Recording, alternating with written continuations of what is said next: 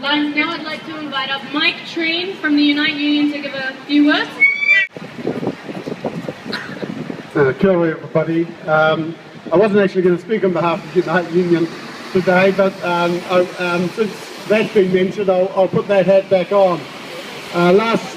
The week before last, just after the assault on Gaza began, we were in conference, 150 mostly young delegates from across the country, and the issue of this assault of Gaza came up at the conference, and the conference determined unanimously, all 150 of those people there, to give solidarity to the protests that were planned last week and this week. So that's a message from, not just from me, not just from the officials, but from 150 delegates at our national conference without dissent to endorse this march or the marches and protests against the assault on Gaza.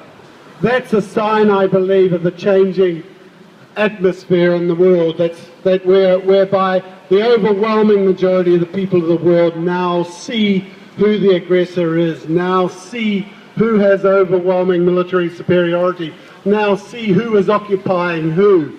There was a survey done just a couple of years ago which found that the majority of the people of the United Kingdom thought that Palestinians were occupying Israeli land.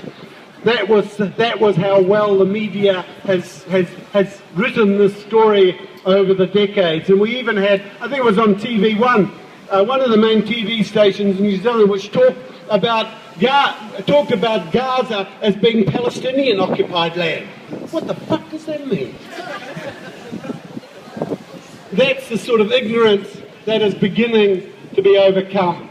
And it is a wonderful thing that we can talk now to people, to human beings. They can't demonize them anymore. That we can talk to people in the Gaza. We can talk to ordinary human beings who have been suffering this. The head I want to put on now is from Global Peace and Justice Auckland. And Global Peace and Justice Auckland has been around for a little while. We've organised a few of these over the years. And we want to help initiate a campaign together with the Students for Justice in Palestine, together with Palestine Human Rights Campaign and unions and others throughout Auckland in particular, to challenge the contract that exists for the running of our transport services with Veolia. This major French-based multinational also operates transport services around the world. And you may not be surprised to hear that it runs the transport services in Jerusalem, in occupied Jerusalem, occupied and annexed Jerusalem, and runs the transport services to the settlements on the occupied parts of the West Bank and those occupied parts of Palestine.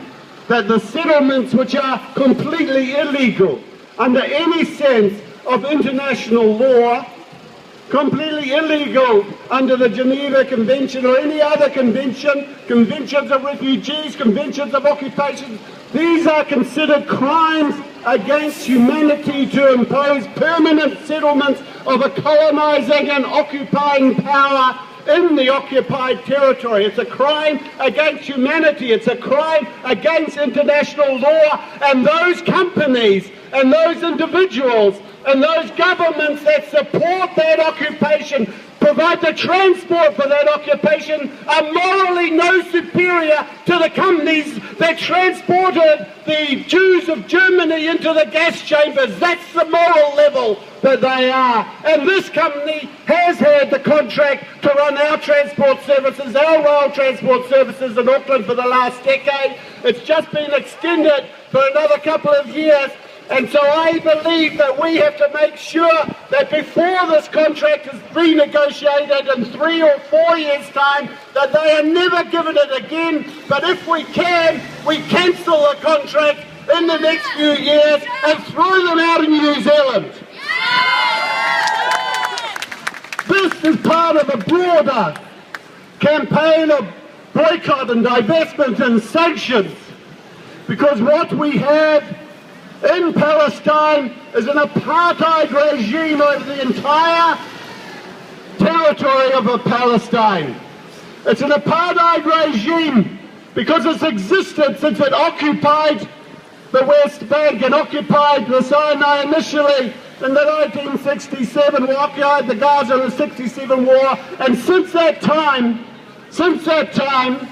for half a century and more now, this state has existed as a state where the indigenous population, the people of Palestine, are held in ghettos and hamlets and what they called in South Africa Bantustans. That's how they intended to organise that population. And the Bantustans have got to be abolished, and the system that is imposed on them has to be fought by saying that this regime has no right to legitimacy, had no right to have an embassy, had no right to have its sports teams around the world, has no right to have its companies exporting around the world, and those companies like Veolia that collaborate with them in the imposition of a colonial apartheid regime in the occupied territories have to be stopped, and they have been stopped. They were stopped by the people of Dublin and Stockholm and other cities around the world and thrown out, and we will throw them out of Auckland.